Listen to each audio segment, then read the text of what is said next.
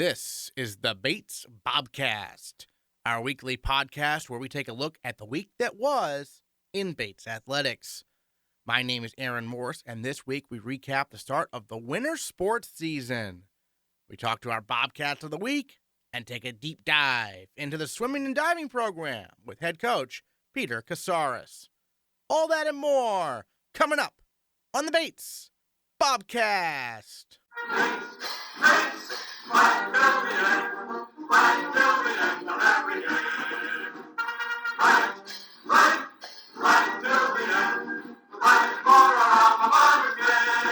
Cross country has another All-American. This past Saturday, Alan Summerall finished 31st out of 278 runners and became the 14th All-American men's cross country runner in Bates history. For more on Summerall's remarkable journey, check out our YouTube page at youtube.com/BatesSports. Men's basketball started their season in style on Saturday with a 79-49 win over Norwich at the Charlie Ryan Classic on the campus of Thomas College. They followed that up with a dominating 86-65 win over Maine Fort Kent on Sunday. The win included a 21-0 run in the second half. Meanwhile, the women's basketball team did drop a pair of games to start the year, losing to Maine Farmington on Friday and nationally ranked University of New England on Saturday. The men's and women's squash teams also started their seasons on the road this past weekend. The men dominated Stanford on Friday, winning 9-0. They dropped a close 5-4 decision to Brown on Saturday before bouncing back to defeat NESCAC foe Wesleyan 9-0. Meanwhile, the New Look women's team also beat Wesleyan by a count of 6-3, but lost to Stanford and Brown. The squash season runs all the way through the beginning of March, and head coach Pat Kosker is excited about the potential of both the men's and the New Look women's team. As a coach, it's really, in a way, rejuvenating to have such a young team that listens and is motivated and driven to work hard and improve every day. It's a real dream. It's great. We'll take a much closer look at the squash programs next week on the Bates Bobcast. Now it's time to talk to our Bobcats of the Week. Our male Bobcat of the Week is junior Malcolm Delpeche of the men's basketball team. He averaged 13 points and 8 rebounds per game on his way to being named to the All-Classic team this weekend at the Charlie Ryan Classic. He is tied for the NESCAC lead in blocks per game with 3 and is all alone at the top of the rankings with 3.5 steals per game. A defensive force and high flyer from Wilmington, Delaware, Malcolm Delpeche, our male Bobcat of the Week. 2 double-digit victories. You had a monster tournament, got All-Classic honoree for your performance over the weekend. So what was really working for you guys out there on the course, particularly for you? For me, personally, something that really worked for me was just like being aggressive. I think that's something that our coach really emphasized, especially for our first game on Saturday. The guy, the big in the scouting report, he was 6'11", 235. So he told me, our coach told me from the jump that I had a really big assignment. So I definitely just came in with the mindset be prepared for just work my butt off.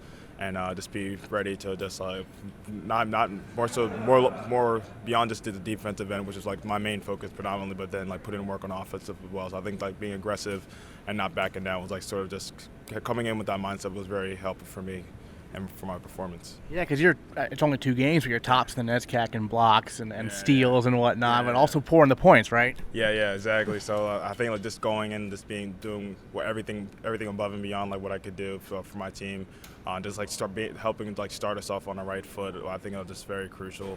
Actually, I was kind of surprised. Because our coach told me it was more from a defensive standpoint for me.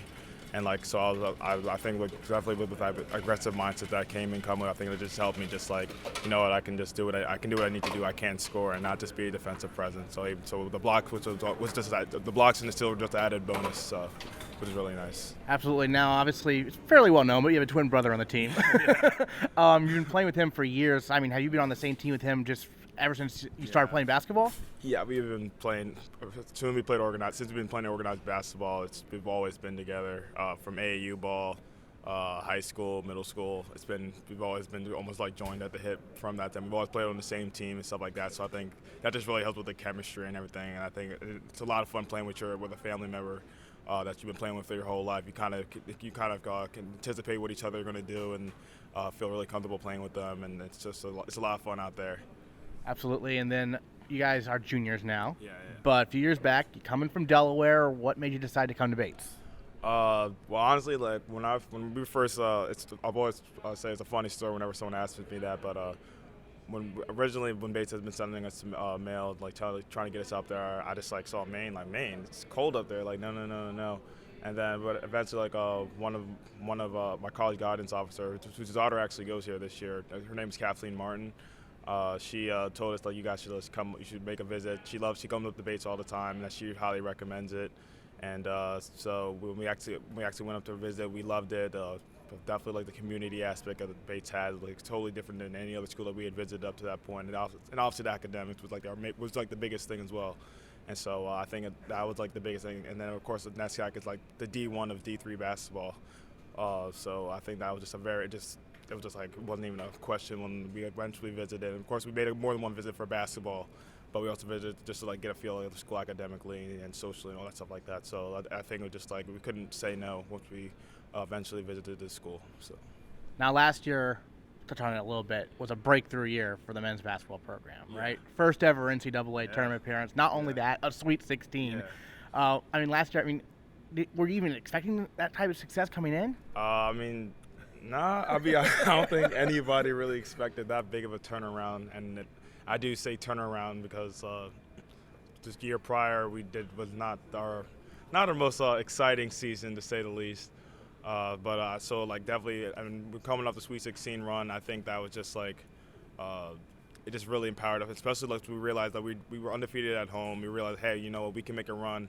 Like I know let's make the Bates Bobcats like a winning culture. You know what I'm saying? So I think like that just really we encouraged ourselves, and like we stuck on the path. We never like tried to do too much, or we never did too little. And so I think like our coach was like definitely just emphasized like, hey, just keep pushing. Like we were obviously, because this is like our first time we've ever been this good. We were on the bubble. Once we found out we got into the NCAA tournament, obviously we wanted to get the NESCAC, but once we got into the NCAA tournament, that was just like, hey, like why not us? So I think like that really encapsulated like how our success. Why not us? So, and that's something we want to look forward to do this year as well. Do you feel like you guys have kind of captured the attention and the imagination of this campus? For like me and my twin. Well, not the team in general, but you too. I think we do. Definitely, like I said, this is a newfound success for us. I think that we're already the underdog. Even with the Sweet 16 that we have, we're still an underdog. People don't maybe expect, oh, this is just a fluke. And I think that we just just more of a reason for us to just like keep to just show like, hey, we are the Bates Bobcats, and we're going to be successful, and we're going to make this a winning culture. So I think like that definitely like sets us apart from maybe like a team like Amherst, who's historically been good or whatever. And so where I think like that definitely puts us under a spotlight a little bit, puts us a little under pressure, but it's the pressure that we embrace, and we're just ready to just show them that we're ready for this. Well, you touched on it specifically. You and Marcus are known as kind of like the high flyers, right? The dunk artists, if you will, right? Something like that. Yeah. I think we've always been pretty athletic, like even from a young age, and we were able to dunk like out of basically going into high school. And so like we've definitely we're tall, we're tall and athletic, and like, we ran track and everything, did high jump. So I think like it's always been a part of our game. Honestly, you've probably seen like the Midnight Madness, so there was just a lot of fun. And I think like even I wouldn't even say I'm trying not to be selfish, but like even a lot of other teams, like we have a lot of dunkers on our squad.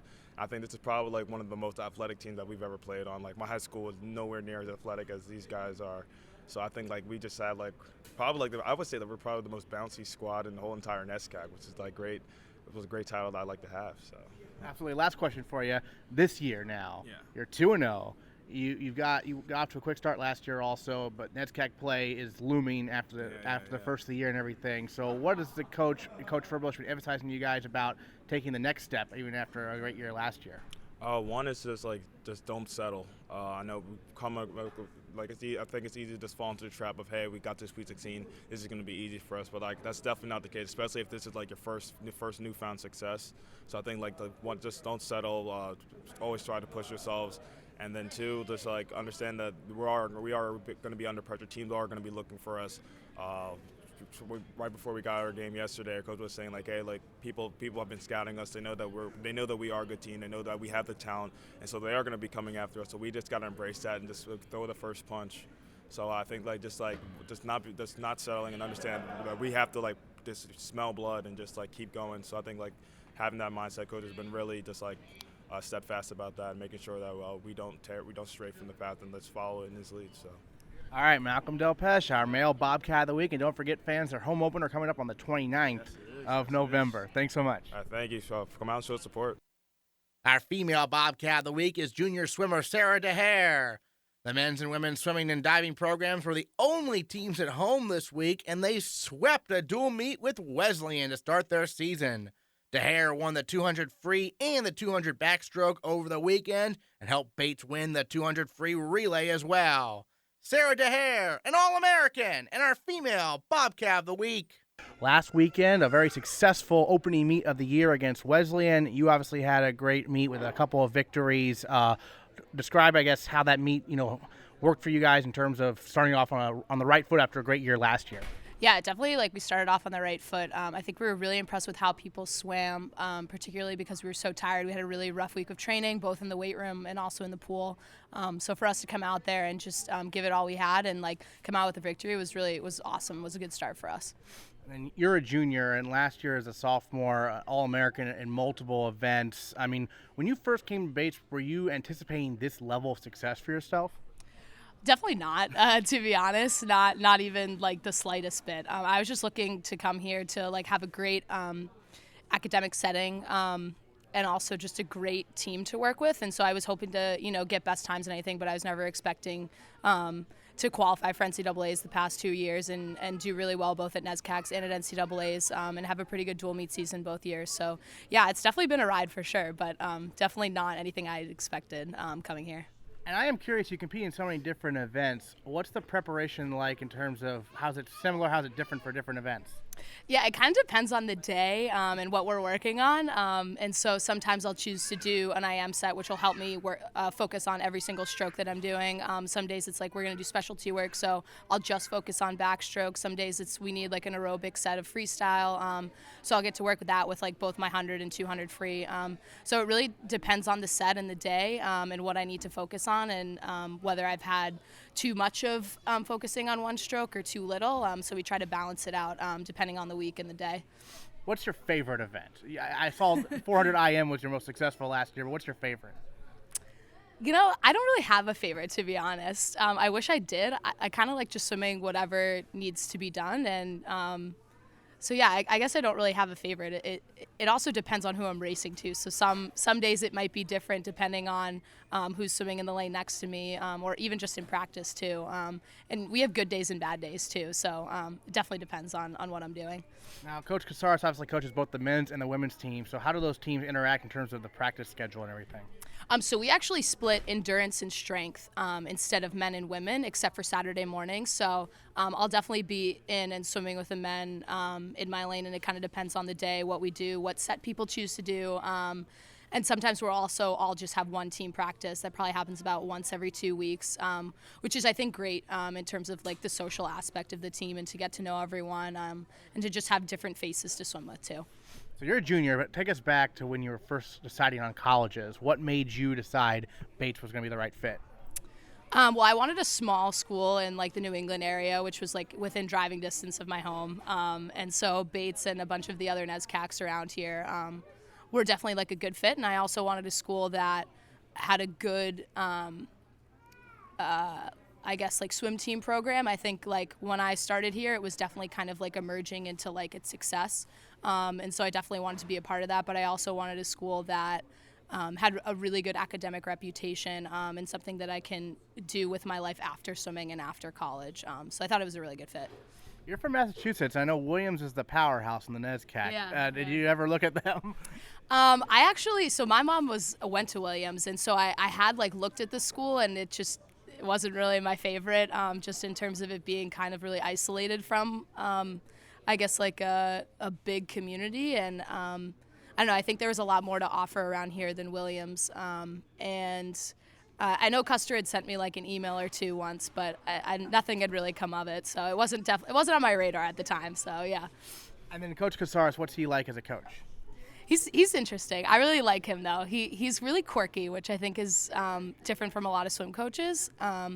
And he has so many different ideas, and so sometimes it's really hard to grapple with him and understand where he's coming from. But he's one of the most caring people I've ever met in my entire life. And he wants you to be successful in every sense of your career here at Bates and also past college too. And so I think that that's a really awesome quality and something that you don't find very often. And so he's a great swim coach, but he's also just a really great person, which I think the combination of the two just makes him an overall like amazing human being.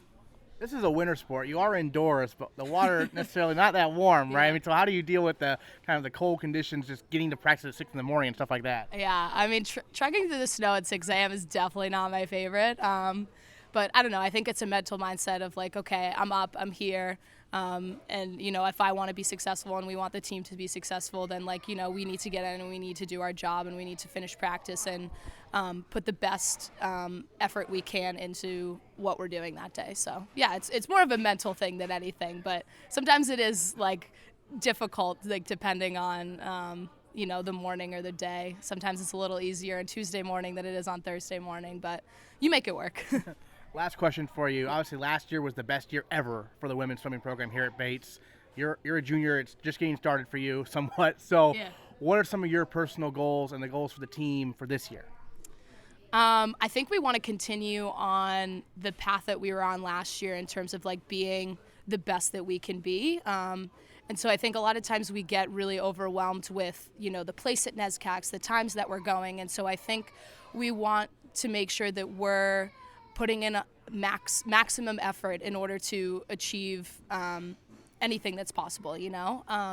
And so I think, you know, for us it would be great to be second at NESCACs again, but, you know, that's not necessarily the overall goal. It's to do the best we can at NESCACs and, you know, whatever happens there. And so I think we're just really looking forward to enjoying each other, enjoying the fact that we're here, and we are so fortunate and privileged to be at a place like Bates College and to be able to swim, whereas a lot of people don't have that opportunity or that option to do things like that. And so I think we're just trying to soak that all in and do the best we can and be a really good representation of our team and our school and also just us as human beings. So, yeah. All right, Sara Daher, our female Bobcat of the week. Thanks so much. Thank you. Now it's time for our featured interview of the week. Peter Casares has taken the men's and women's swimming and diving programs to the next level during his time as the head coach at Bates. In fact, last year the women finished a program best 11th at nationals, while the men finished a program best 37th. These are two programs on the rise, and we break it all down with Coach Casares in our featured interview of the week. Coach Casares, obviously the swimming program off to a very good start this year over the weekend. Both the men's and the women's team defeated Wesleyan. What'd you see from your squad to start the year? Both of them coming off best ever finishes at NESCAC and Nationals. Well, what I've really seen this year that's been impressive is the work that we've done the first 3 weeks of the season in the pool and out of the pool. They've really come in and attacked the practices and the lifts and just about everything we've thrown their way with enthusiasm and excitement and a really good attitude. So we ask a lot of the team each year, and knowing that we came off our best season ever last year, the work this year is not going to get any easier, and they know that. So keeping a good attitude about the time and effort they have to put in to achieve at the level they achieved last year is tough. And so we talk a lot about not worrying about what happened last year, but in the back of their heads, they know that if I'm going to be faster, I'm going to have to do something better, and I'm going to have to do more of it. So more and better is a common phrase in our program, and that can be tough, especially when you're underwater, going through a lot of pain and agony each day. And it's the pain and agony you put yourself through on purpose. So it takes a lot of internal motivation and desire and the ability to be okay with the struggle. So you arrived here back in 2007 and have built the program, since then as head coach, both on the men's and women's side. What are some of the challenges you run into? What are some of the successes you're most proud of? I think the biggest challenge for us is keeping up with the NESCAC and Division III swimming overall. There's been a tremendous development in swimming over the last 5 to 10 years. And I attribute a lot of that to the sharing that goes on and the video that's available out there for everybody to look at, and just knowing what other teams are doing across the country right at your fingertips. Our teams know so much now that they have this desire to keep up with everybody, and as a coaching staff we have that too. So we know what the other teams are doing, and we know it's going to take some work to get there. We know how talented they are, and we know that we're going to have to outwork them because of the talent that exists. So the NESCAC is amazing, and we're just trying to keep up and then save our best swimming for the end of the year. I think what I'm most proud of, though, is the team has continued to improve over the 9 years. Each year we find a different little victory in the season. Some years it's easy, like last year when you have your best ever finishes and you break 30-plus records. Other years it's just fantastic to see each person going lifetime bests and the team really clicking at the biggest meet of the year. And that's what we're most proud of, is that we improve each year. And the other thing is that we've kept that tradition of always swimming our best at conferences. And that was well before I was here. It's continued here, and our swimmers know inside of them that they're going to get to the big meet and they're going to smile, have fun, and go fast.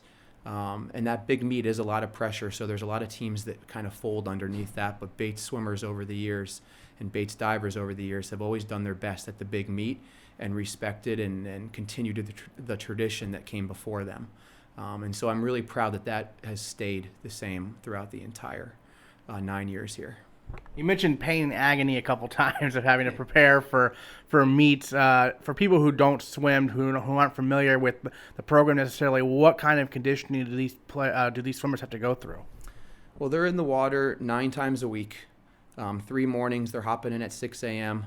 And then going for about a 45-minute to an hour lift. And then 5 afternoons, they're in the water for 2 hours. And then we have our Saturday meets or practices.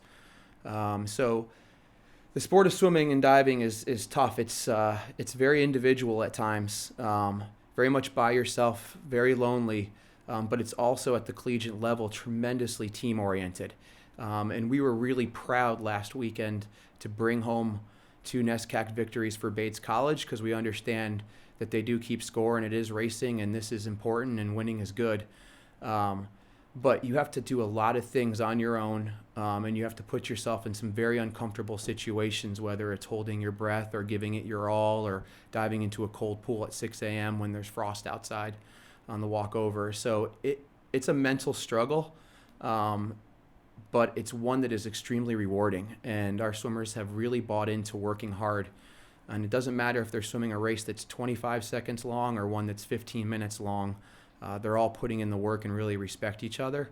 And I think that allows you to embrace that struggle a little bit more when you're faced with those demons underwater trying to figure out what's going on, or the demons on the diving board when you're trying to rip a dive that's scary to think about. So our athletes are there for each other, and the struggle and the agony is all worth it in the end. Now, you're the coach for both the women's and the men's teams, which is always interesting. How is that balance struck for you in terms of 2 teams you're coaching? It's a delicate balance. We're always striving to make sure that our men's and women's program are walking stride with each other. Both extremely competitive, both able to show up to any dual meet or any championship meet, and give the best swimmers in the meet, in the conference, in the nation a run for their money. No one can take us lightly, and that has been important for us to have both teams travel in that direction. Men's and women's program are different. You've got different kind of personalities and different and different outlooks on things. But in the end, we're looking at 50 to 60 individuals, all of them wanting to improve. And, whether you're coaching one gender or the other, you try to find how that person clicks and what they need to hear and what goes on. And we coach to that. And I'm blessed to have a great coaching staff. I've got the best diving coach in the conference working on the boards, and Coach Bartley. And then I've got 3 awesome assistant coaches, Dustin Carrier, Bill Wallace, and our our returning all-star assistant coach, Vanessa Williamson. This is her year 4. She has just taken off, totally head coach material. And we all sit there and we know, okay, what ticks, what makes this person tick? How do we get them there? And we try to coach to all the individuals more so than one gender or the other or one team or the other. It can be a lot to juggle at once, and we take different approaches a lot. But between the practices in the afternoon with both teams or the Saturday mornings where we kind of split up the teams into men's and women's programs, we kind of cover our bases every single week on purpose and with a plan, and that pays off for you at the end of the year. And then we all know, obviously, swimming, the fastest swimmer wins. But diving is totally different, obviously. What makes a great diver? I wish Coach Bartley was in here right now because he would definitely be able to talk more to that. As a swimming coach who watches diving closely and knows it's an extremely important part of our meets, 2 very important events, the best divers do win. The scores that are given to them reflect that each week. But I think when it comes down to the best divers, it's repetition, it's practice, it's doing the fundamentals really well on the board, getting their board work down and having their takeoff speed in the perfect way so that they have a chance to rip the dive at the end, because you just can't do a great dive if you don't start it out correctly. And we see those that have given themselves to the fundamentals really succeed. We've seen those that have given themselves over to the weight program and the conditioning that takes place before and after practices really do well. And those that are willing to take risks and trust Coach Bartley have really succeeded and improved. Number of returning All-Americans this year. Can you tell us a little bit about each of them? It's a big group on our women's side. We brought 8 to nationals last year, and all 8 of them are coming back. We do have several seniors this year coming back with national level experience, and then some juniors that have really put us on the map, and Julia Smacklow and Sara Daher really coming in here freshman year and setting a tone. Below them, just some tremendous athletes that have taken advantage of some of the great talent that exists in this pool and gone along for the ride and improved tremendously. Logan McGill is a force to be reckoned with in this conference and in the nation. And then we have a string of other great athletes. Caroline Depew is a fantastic captain and leader who's been there now and for 2 years. Lindsay Prelgovisk, obviously extremely talented, just came out in her first meet and did really well. Nell Hood has shown so much promise and great attitude. Annabelle Carter is raw but extremely fast. I don't want to leave anybody out, but my gosh, the women's program has the talent and the right attitude and a lot of people waiting in the wings to take their shot at being at the top of the NESCAC and getting invited to that national level. On the men's side, we brought back 2 out of our 4, and Riley Ewing and Teddy Pender. And both of them I've been working closely with this year are just killing it in the practice and doing a great job. Behind them, we have a whole host of guys that have the talent to compete at the national level. And if things really go well and we get swept up in another great NESCAC meet, we should be able to really give it a go at bringing another full men's squad or a relay. Not really a full squad, but a relay, and then maybe some more off to that national meet and continuing what we accomplished last year. Great leaders in Josh Rhines and Ben Summers as our captains, and it's just exciting. They've got a great attitude and they're hungry, so I'm really excited. Back to the women's side a little bit here. Second in NESCAC last year behind Williams. Williams, we were talking off air a little bit about how they've won the NESCAC every year since NESCAC existed except for once. First of all, have you studied their program and what makes them so elite, and what will it take for Bates, who got second last year, to possibly overtake them at some point? We've watched closely, to be honest. Some of my swimmers will joke with me because whenever there's a big meet, I try to sit right next to Williams and make sure our men's and women's program sees what the best in the conference are doing. And, hopefully they realize that we're not too different. Well, we've gone on training trips and swam against Williams while we're down there, seen them for an afternoon and competed together and trained together. It's been good. What they do really well is they're very team-focused. They're very well trained. They swim some monster practices and sets. They're in great shape. They're extremely talented. Coach Custer does an awesome job of recruiting. And they really care about swimming for Williams first and foremost, and that's impressive. We've always found that when their teammates need them, they're up and doing it. And that's been my philosophy since day one, is build a big team that swims for Bates, and have our depth pay off and have more people in the events than other teams. Not necessarily always having to have the winners, but sometimes when you've got 5 in the conference meet in a certain event and another team's got 3, you're going to just outscore them, and that's the way to go. So we found comfort and success in numbers, and that's kind of the goal going forward. Is we may not get the talent that Williams has, but we're going to try to get a lot of people that want to improve a ton. And then if we have the right depth and the right classes keep coming in and the right hard work and dedication, that gap will shrink. And it's tough. You can't control wins or losses, really. They're in the water, they're in the lane by themselves, and you got to do your best, and that's all you have control over. But we do want to make sure that sooner rather than later, Williams has to fight for their life to beat us, and that's where we want to be. Is win or lose, they have to be their best if they're going to be better than us, and that's coming. It might take some time, but that's the trajectory for both programs, and we're excited about the direction we're going, and we know we're coming. Now, obviously, the NESCACs is the biggest meet. We've discussed that. You do have, obviously, a number of meets before then, though, including one not this weekend, but the weekend after that. Tell us a little about this upcoming meet. We're going to head down to Bowdoin for what they're calling the main invite this year. It's a new meet. It's Bowdoin, Colby, Bates, and University of Maine. So Coach Burnham at Bowdoin has tried to get all the best programs. He's opened up the door to every program in the state of Maine. But we want to go down there and swim fast. And we're going to try something new this year. We're going to put our swimmers in their fast suits instead of just their dual meet suits. Take last year's very expensive suit that has been used and loved and swim fast in, and put it on again before we get to the conference meet in February and get out our brand new one. So putting on those suits is fun. You swim fast with those suits on, and we're going to try to make some waves and go fast and see if we can go into that meet and turn some heads, and really just set ourselves up with confidence going into the second semester. Because after that meet, we'll swim Trinity, hit exams, and then it's our training trip in Florida before the real fun starts in January.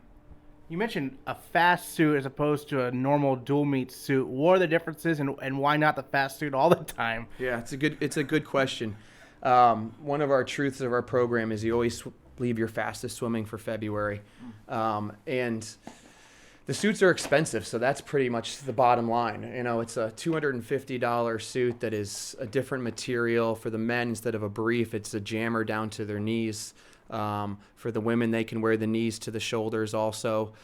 So we race in a Lycra suit on the weekends usually that is more affordable and fast, allows you to go fast, allows you to be good. But we save the big, fast, expensive suit, not the big suit, but the faster, more technologically savvy suit for conferences and nationals. And you bring out last year's suit for a thing like the Bowdoin Invite, just to get you to feel that speed. As you said, why not do it every weekend? Well, we don't have the budget to put on the fast suit every weekend and think that suit's going to be great at the end of the year. So we'll take out last year's and feel that speed in December, and then save it again for February when you really are trying to make those national cuts against the best in the conference. And it's always good to make a statement against some of your rivals, right?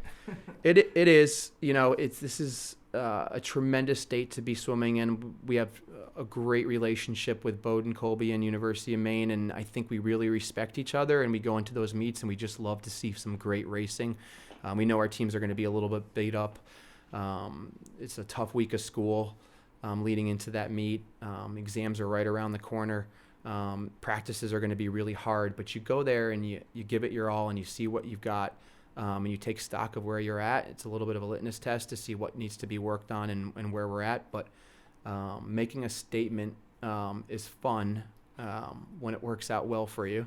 And like I said, if we're in a position through the fall training and the first 3-4 weeks of the season to swim fast, we'll see it that weekend with the suits on and the competition that's there.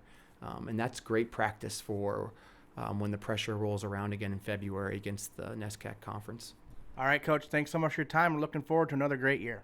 You bet. This should be a great winter for Bates athletics, and we hope to be a part of it. Next time on the Bates Bobcast, we'll tell you how the men's and women's basketball teams fared in their final games before the Thanksgiving break and in their respective home openers, which are set for the 29th of November.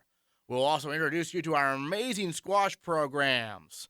All that and more next time on the Bates Bobcast. Bates, Bobcast.